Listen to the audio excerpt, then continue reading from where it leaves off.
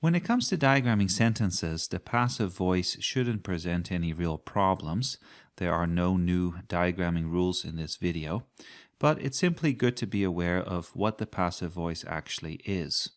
If you look at these first two sentences here, I received your message and your message was received. In the first one here, the verb is what we call active. So this is the active voice.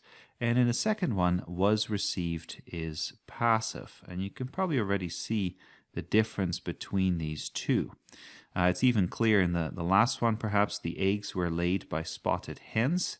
Were laid is the passive voice. And you can see here that the real subject, right, the implied subject in a sense, is the spotted hens. They are doing the action.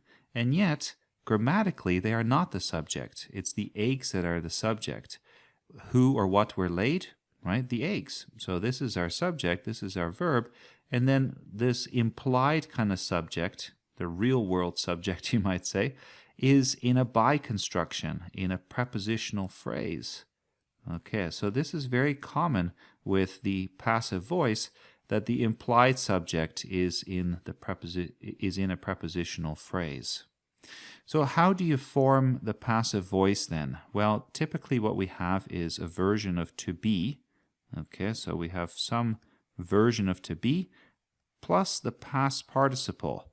So if we look at an example here, now obviously we already have was received, right? And we have were laid. But we could also say something like am chased. Okay, so chased is the past participle. Am is a version of to be. We could say will be, I don't know, tickled. There you go. So the same pattern applies. In every instance, we have a version of to be, and we have the past participle.